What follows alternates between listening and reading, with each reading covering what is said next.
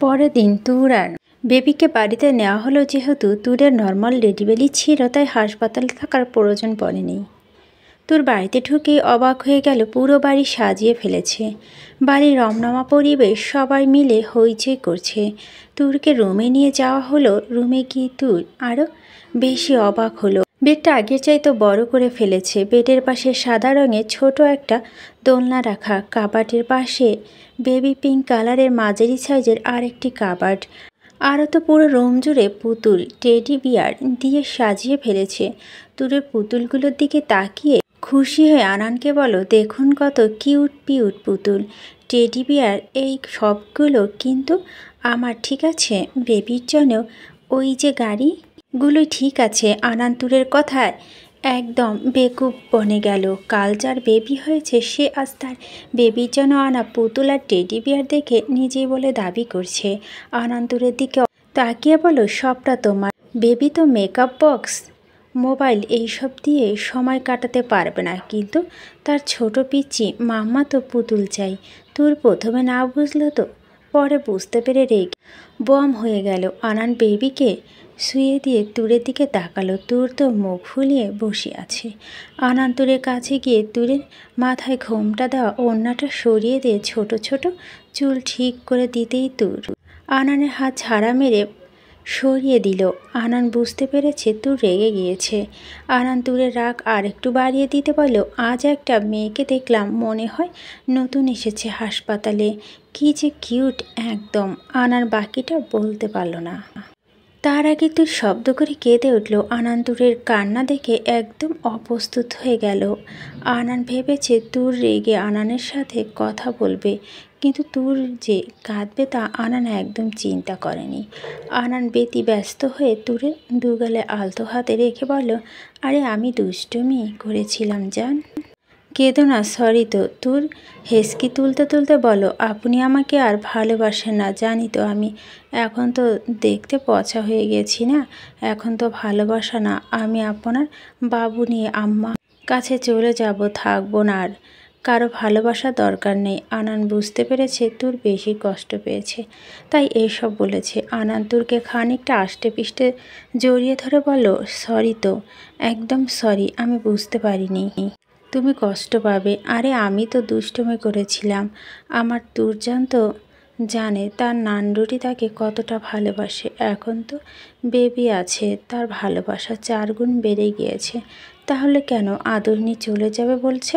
তুর আনানের বুকে নাক ঘষতে ঘষতে বলো, আদরনি বর অন্য কারো কথা বলে কেন? আদরনির বর জানে না আদরনি তার বরকে কত ভালোবাসে? ভালোবাসে বলেই তো কারো সাথে আর বরকে দেখতে পারে না। তুরের কথা আনান ঠোঁট কামড়ে হেসে তুরের মাথায় চুমু দিয়ে বলো, ঠিক আছে আদরিনী, বর আর কখনই কারো নাম মুখে আনবে না। এইবার ঠিক আছে?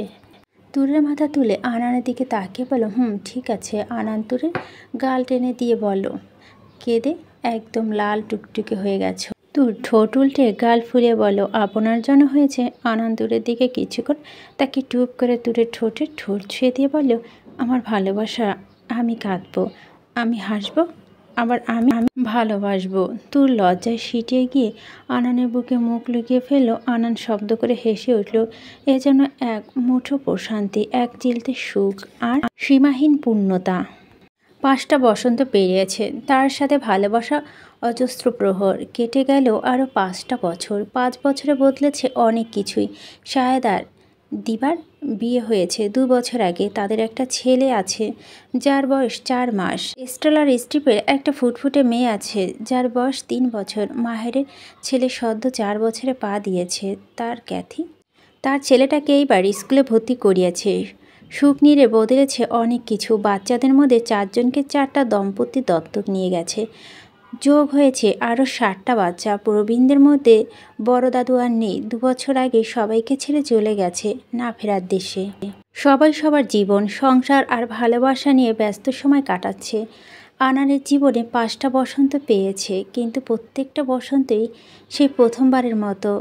মাত্র 18 বছর বয়সী বাচ্চা সুলভ তুর নামক যে মেয়েটাকে বিয়ে করে আনান তার সহধর্মিণী করেছে, সেই 18 বছর বয়সী মেয়েটা এখনও সদ্য 24 পদার্পণ করার একটি যুবতী মেয়ে, যার একটা পূর্ণ সংসার আছে। নেহাত স্বভাবটা আগের মতোই, কিন্তু তার সংসারটা গোছানোর ধরন বাকিদের থেকে আলাদা। সেও তার স্বামীর সংসার আর বাচ্চাকে আলগে নিয়ে বেঁচে আছে। পুরো দিন সে তার সংসার গোছানোর দায়িত্ব নিল। দিন শেষে তাকে সম্পূর্ণরূপ গুছিয়ে দেওয়ার দায়িত্ব তার একান্ত ব্যক্তিগত মানুষটার। সকালে সোনালি রোদ জানালার পর্দা ভেদ করে মুখে পড়তে আনান ভুঁড়ি কুঁচকে ফেলল। এক প্রকার বিরক্ত হয়ে চোখ খুলল। বিরক্তকর রেসটা নিমিষেই মিলিয়ে গেল। আনান বিছানার মাঝখানে ঘুমিয়ে আছে। আনানের বুকের বাঁ পাশে মাথা এলিয়ে ঘুমিয়ে আছে তুর, আর ডান পাশে বালিশের ওপর মাথা রেখে আনানের মাথা জড়িয়ে চুলমুট করে ঘুমিয়ে আছে আনানের ছোট্ট আদরিনী তাওক বিনতে আয়াত। আয়াত আনানের 5 বছর বয়সী ছোট প্রিন্সেস, যার খুব সুন্দর একটা অভ্যাস। সে বেশিরভাগ সময় আনানের মাথা জড়িয়ে চুলমুট করে ধরে ঘুমাবে। আনানের মতে আয়াত পেটে থাকা অবস্থায় তুই সারাক্ষণ আনানের চুল টানাটানি করতো, তাই মেয়েটা এমন হয়েছে। আনান যতই তাকে বালিশের উপর কিংবা বুকে জড়িয়ে ধরে ঘুমাক না কেন, একটা পর্যায়ে শেষে তার পাপার মাথা জড়িয়ে চুলমুট করে রেখে ঘুমাবে। এই নিয়ে কখনো যদি কিছু বলে, তখন যে পাকনা বুড়ির মতো বলবে, জানো না মা, তাদের বাচ্চাদের জড়িয়ে না ধরলে ঘুম আসে না। পাপা তো আমার ছোট ছেলে, তাই তো জড়িয়ে ধরে ঘুম দেই। আয়াত কথা আনান আর তুরের তখন হেসে লুটোপুটি খায়। আনান আয়াতের হাত থেকে চুল ছাড়িয়ে ঠিক করে শুয়ে দিয়ে তুরের দিকে তাকিয়ে দেখে তুর আনানের বুকে মাথা এলিয়ে বেঘরে ঘুমাচ্ছে। আনান মুচকে হেসে তুরের মুখের উপর থেকে ছোট ছোট চুলগুলো সরিয়ে কানের পিছনে গুজে দিয়ে আদুরি গলায় ডাকলো, মায়াবতী, উঠো, দেখো সকাল হয়ে গেছে, উঠো না জান। আনানের আদরির ডাক উপেক্ষা করার ক্ষমতা তুরের নেই। তুর আনানের বুকে মুখ গুজে দিয়ে ঘুম জড়ানো গলায় বলো, এই তো উঠে গেছি, আর 2 মিনিট। প্রতিদিনের ন্যায় আনান আজও তুরকে 2 হাত দিয়ে আষ্টেপৃষ্টে জড়িয়ে ধরে মুচকি হেসে বলো, ঠিক আছে। তুর আনানের কথা মুচকি হেসে আনানকে আর একটু নিবিড়ভাবে আঁকড়ে ধরল। প্রায় মিনিট 5 পর আনান তুরের মাথায় হাত বুলিয়ে আস্তে করে ডেকে তুরকে তুলল। তুর উঠে যেতে আনান আয়াতকে উঠিয়ে ফ্রেশ করিয়ে আনলো। আয়াত তার মায়ের মতে কথা বলে, কথা বলার ধরনটা পুরো মায়ে পেয়েছে। আনান আয়াতের ছোট ছোট চুলগুলো ঝুঁটি বেঁধে দিচ্ছে। আয়াত কিছুক্ষণ চুপ করে থেকে আদুরি গলায় ডাকলো, পাপা। আনানের মেয়ে ডাকে মুচকি হেসে জবাব দিল, জি মা। আয়াত আয়নাতে তার পাপার দিকে তাকিয়ে বলো, তুমি তো আমাকে মা ডাকো, তাহলে তুমি আমার ছেলে না বলো? আয়াতের কথা আনান তার পিচ্ছে আদরিনীর গালে চুমু দিয়ে বলো, হ্যাঁ মা, আমি তো আমার ছোট মার ছেলে। কেন, কি হয়েছে? আয়াত তার পাপার কোলে চড়ে গলা জড়িয়ে ধরে বলল, তাহলে মাহের মামু, শাহেদ মামু, আরও আমার কতগুলো মামু যে আমাকে মা ডাকে, তারা তো আমার ছেলে, তাই না বলো? আনান ভাবুক হয়ে বলল, হ্যাঁ, সবাই যেহেতু মা ডাকে, তাহলে সবাই তোমার ছেলে। আয়াত আনানের দিকে চোখ ছোট ছোট করে তাকিয়ে বলো, পাপা, তাহলে তো আমি বুড়ি হয়ে গেছি।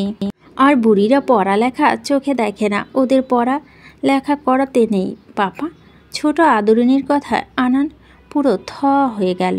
মেয়েটা যে পুরো তার মায়ের মতো পড়াচোর হবে, ফাঁকিবাজ হয়েছে, তা বুঝতে আনানে একটু অসুবিধা হয়নি।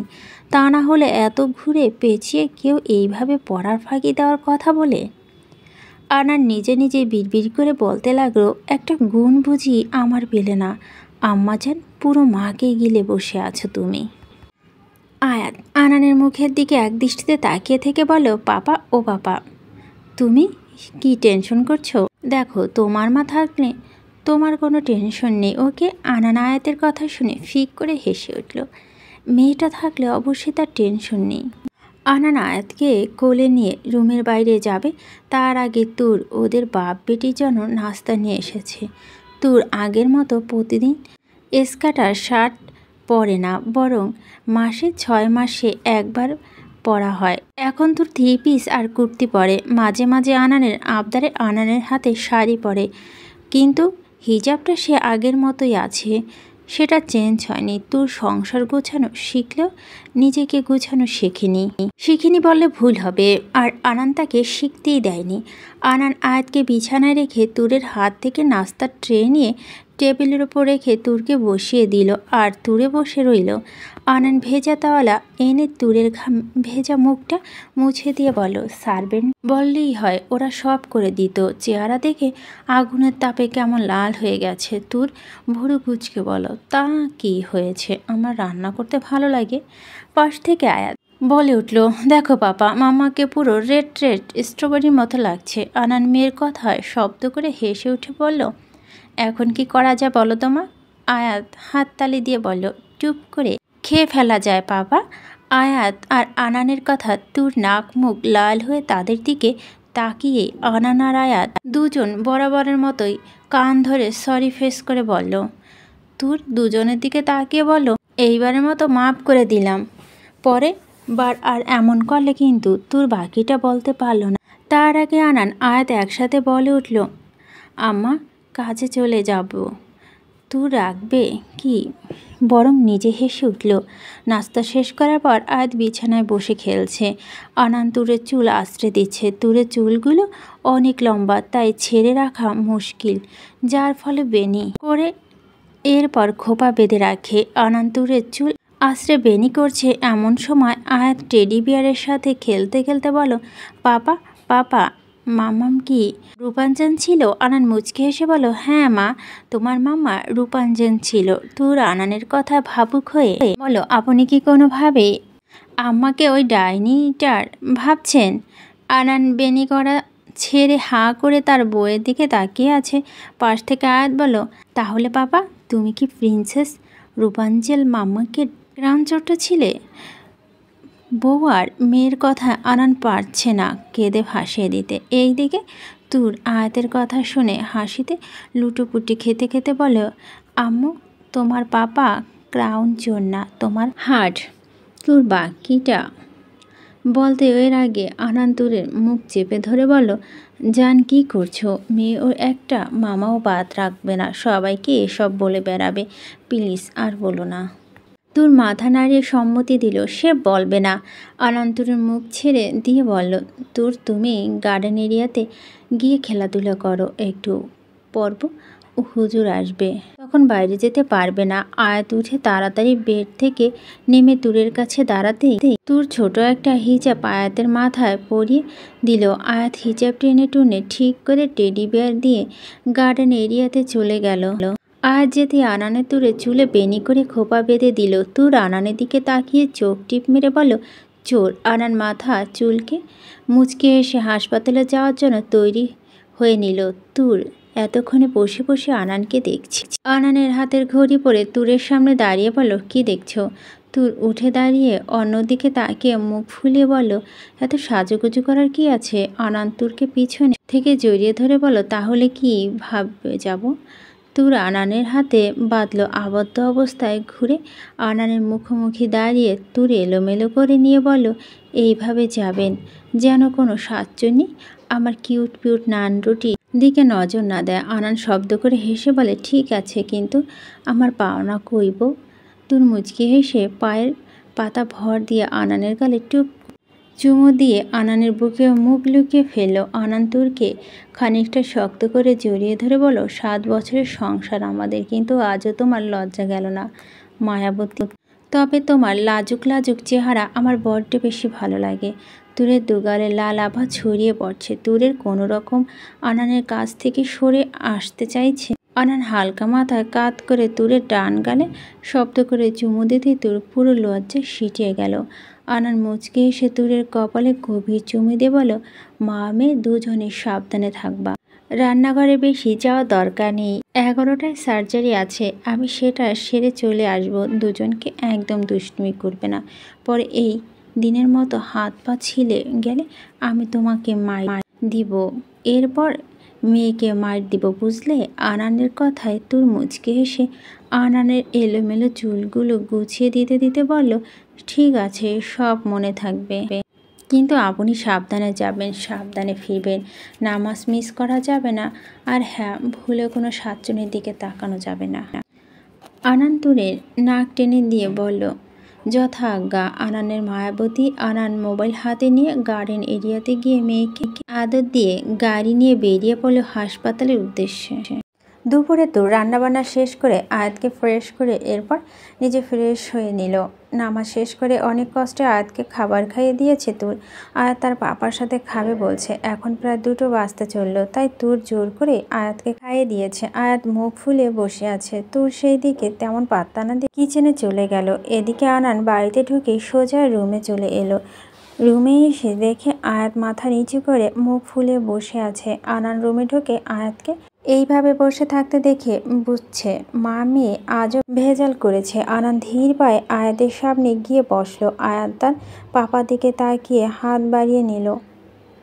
আনান তার ছোট আদরিনীকে বুকে জড়িয়ে নিতে তার ছোট আদরিনী অভিযোগে ঢালে খুলে বসেছে। আয়াত তার পাপার গলা জড়িয়ে ধরে অভিমানী কণ্ঠে বলে উঠল, পাপা পাপা জানো মাম্মা পচা হয়ে গেছে। মাম্মা আমাকে একটু ভালোবাসে না, আমাকে জোর করে ভাত খাওয়ায়, আমাকে খেলাধুলা করতে দেয় না।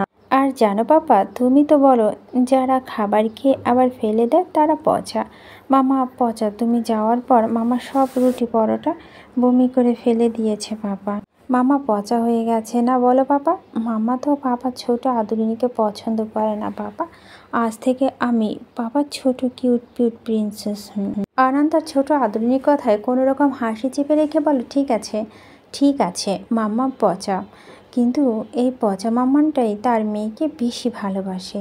তুমি অসুস্থ হলে মাম্মা রাত জেগে তোমাকে নিয়ে বসে থাকে। তুমি খাবার না খেলে মাম্মা টেনশন করে। তোমার পাপা হসপিটাল থেকে আসার সময় তোমার এই পচা মাম্মাটাই বারবার ফোন করে তার ছোট কিউট পিউট প্রিন্সেসের জন্য চকলেট আনতে বলে। এখন বলো তোমার মাম্মা কি পচা, তোমাকে সে ভালোবাসে না বলো।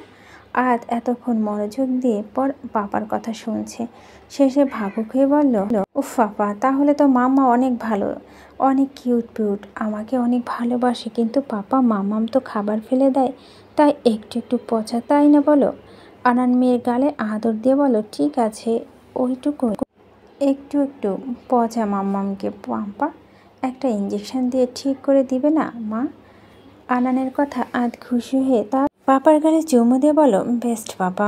আনান হেসে উঠে মেয়েকে বিছানায় বসিয়ে দিয়ে মোবাইলে কার্টুন চালু করে বলল, পাপা তোমার মামামকে দেখে আসি, তুমি এইখানে বসে বসে কার্টুন দেখো ওকে। আয়াত মোবাইলে হাতে নিয়ে বলো, ওকে পাপা। আনান সিঁড়ি বেয়ে নিচে নেমে কিচেনের দরজা যেতে থমকে গেল। দূর আজ হালকা আকাশি রঙের স্কার্ট পরেছে, যার সাথে সাদা শার্ট। ভেজা চুল বেঁধে রাখা চেষ্টা চালিয়েছে, কিন্তু চুলগুলো অবাধ্য হয়ে খুলে পিঠ ছাড়িয়ে ফ্লোরে ছুঁয়ে গড়াগড়ি খাচ্ছে। কিচেনে গরমের রেশ একটু বেশি, যার কারণে তোর নাকে ঘামে চিকচিক করছে। তার সাথে পাল্লা দিয়ে ছোট্ট ডায়মন্ডের নোজপিনটা তার আলো ছড়াতে ব্যস্ত, যা আনান তৃতীয় বিবাহ বার্ষিকী নেকলেস সহ তুরকে গিফট করেছিল। তুরের কাছে ছোট্ট নোজপিনটা বেশি পছন্দের ছিল, যার ফলে তৃতীয় বিবাহবার্ষিক 2 দিন পর তুর জেদ ধরে নাক ফোরানোর জন্য। তাই তো জোর করে আনান সহ নিয়ে পার্লারে নিয়ে নাক ফুটে এসেছে। দিনটা আনানের খুব বেশি স্মরণীয়, কারণ সেই দিন নাক ফুটো করার পর তুরের পার্লারে বসে আনানের পেট জড়িয়ে ধরে পাক্কা 1 ঘন্টা কেঁদেছে। সাথে পার্লারের মহিলাদের এতদিনের এক্সপিরিয়েন্সকে ধুয়ে ফেলেছে। আনান তুরকে ধরে পুরোটার সময় দাঁড়িয়েছিল। ভাগ্যিস ওর দিন আনান পুরো পার্লার বুক করেছিল। আনান সেই দিনের কথা মনে পড়ে মুচকে হেসে তুরের দিকে ভালো করে তাকিয়ে দেখে তুর কিছু একটা খুব মনোযোগ দিয়ে খাচ্ছে। আনান জানে তুর দুপুরে খাবারটা তাকে ছাড়া কখনই খায় না, কিন্তু আজ কি এমন খাচ্ছে তা এত মনোযোগ দিয়ে সে আনানকে খেয়ালই করল না।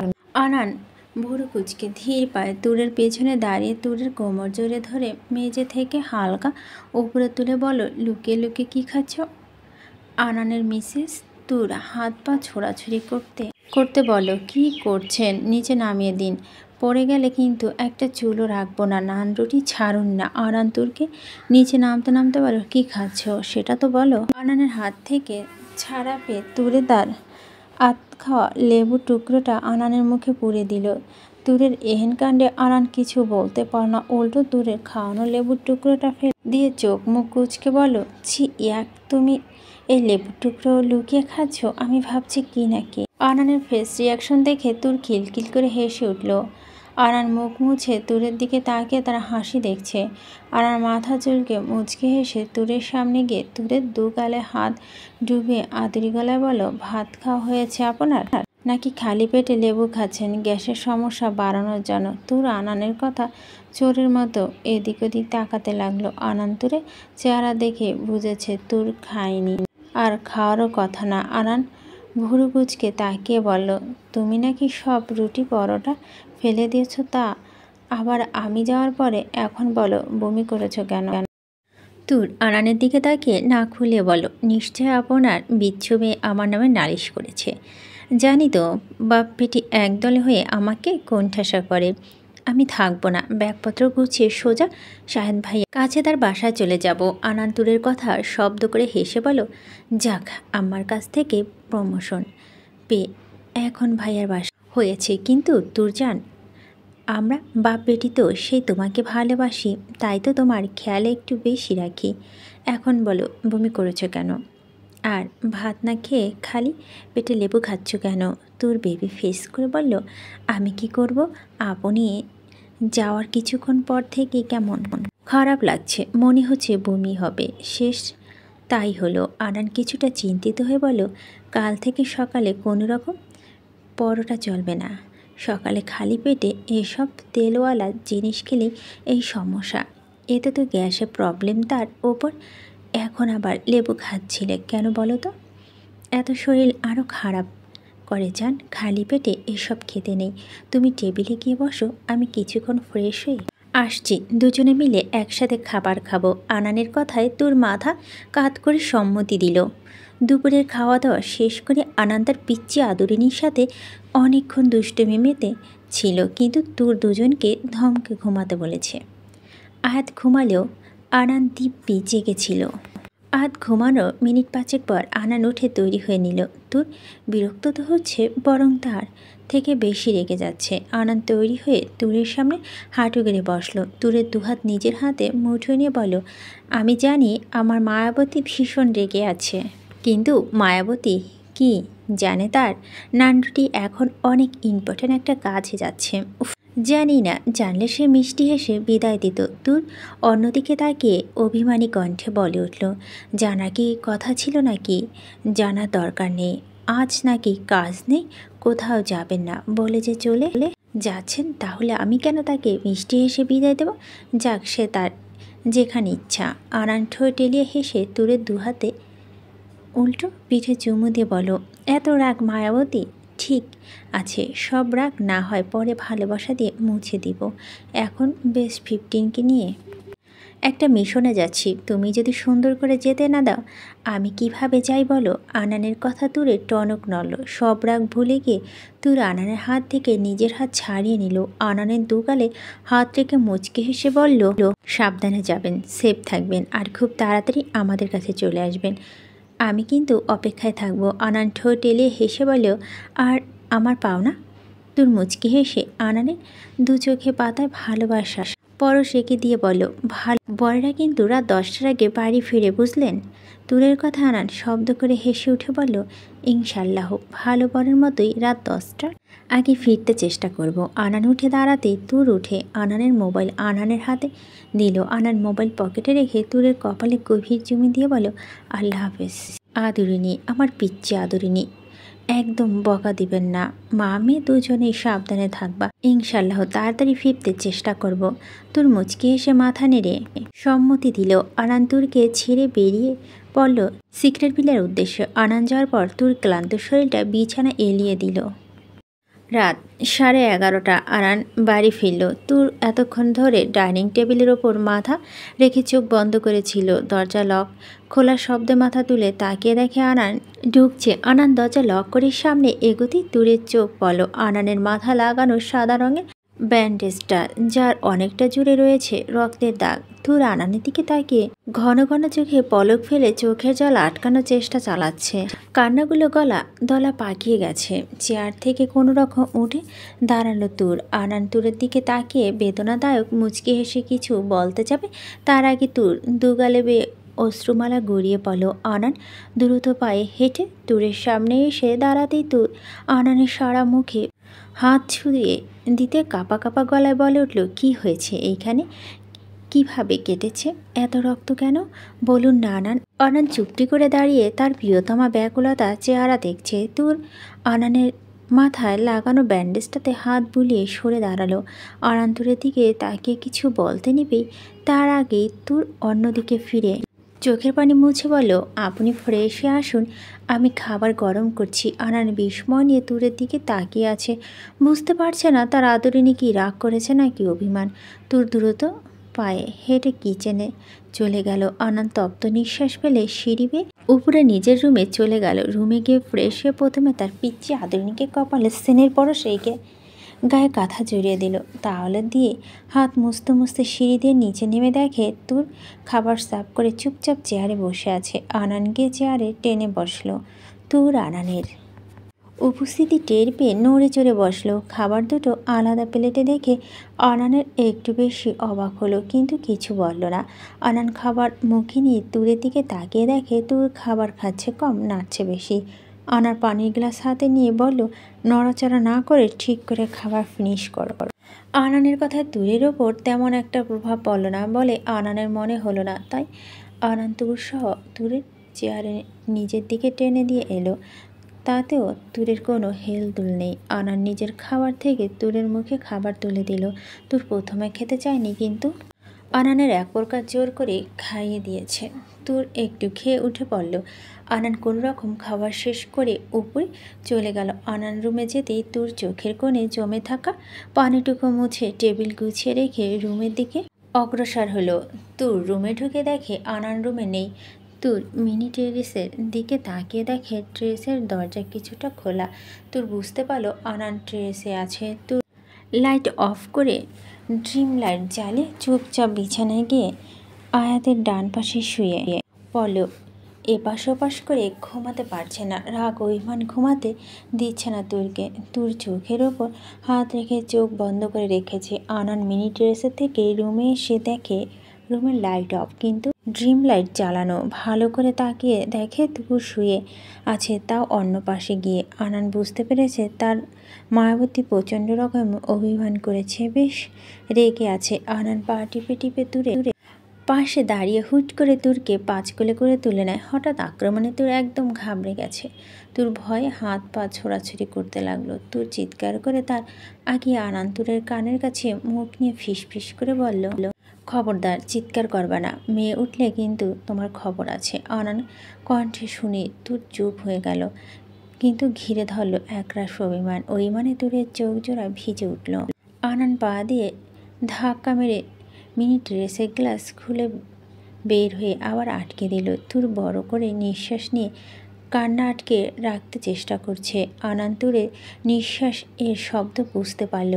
আদরিনী নিজের রাগ কৈমান সংবরণ করার চেষ্টা করছে। আনান মুচকি ধীর পায়ের সামনে এগিয়ে যেতে যেতে গাইতে লাগলো।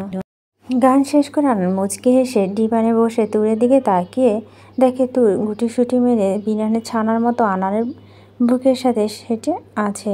আর তো চোখের পানিতে আনানের টি শার্ট অলরেডি ভিজে গেছে। ডিনারের আধশোয়া হয়ে শুয়ে তুরকে বুকের সাথে জড়িয়ে ধরে রেখেছে। তুর এতক্ষণে নিঃশব্দে কাঁদলো, এখন ফুপিয়ে কেঁদে উঠল। আনান তুরের মাথায় আলতো করে বুকের সাথে চেপে ধরে বলল, দৌড়ঝাঁপ করার সময় একটুখানি কেটে গেছে জান, আমি ঠিক আছি তো, দেখো আমি একদম সুস্থ। তাও রেগে আছো? ও আচ্ছা, বুঝতে পারছি। ভালো বরের মতো 10টার আগে বাড়ি ফিরিনি, তাই বুঝি রেগে আছো? কি করলে রাগ কমবে বলো? কান ধরবো? যা বলবে তাই করবো, কিন্তু প্লিজ আদরিনী রেগে থেকো না, আমার কষ্ট হয় তো। তুই ফুপিয়ে ফুপিয়ে কাঁদতে কাঁদতে বলো, কিছু করতে হবে না, আমি আমার বাচ্চাদের নিয়ে আম্মার কাছে চলে যাব। আপনি তখন রাত করে আসলেও সমস্যা হবে না কারো, কেউ রেগেও থাকবে না, ব্যথা পেলেও কেউ ব্যাকুল হবে না। আমি কালকেই আয়াত আর বেবি বয়কে নিয়ে চলে যাব, আর কখনই ফিরবো না। বেবি বয়ের কথা বলবো না, আমার আরেকটা বাবু আসবে, কাউকে বলবো না, আপনাকেও না। তোর কথা শেষ করে আবার ফুঁপিয়ে কেঁদে উঠল। আনন্দ স্তব্ধ হয়ে গেল তুরের কথায়। আনন্দ জানে তার আদরিনী ভালোবাসা, অনুভূতি, আবেগ লুকিয়ে রাখতে পারে না, বরং লুকিয়ে রাখতে গিয়েও নিজের অজান্তে প্রকাশ করে দেয়। আর সেই প্রকাশের ধরন সম্পূর্ণ আলাদা।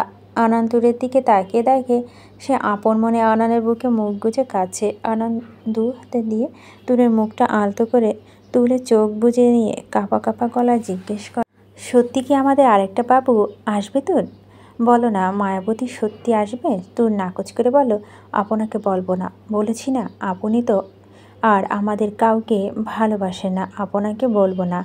আমি আমার বেবিদের নিয়ে কালই চলে যাব।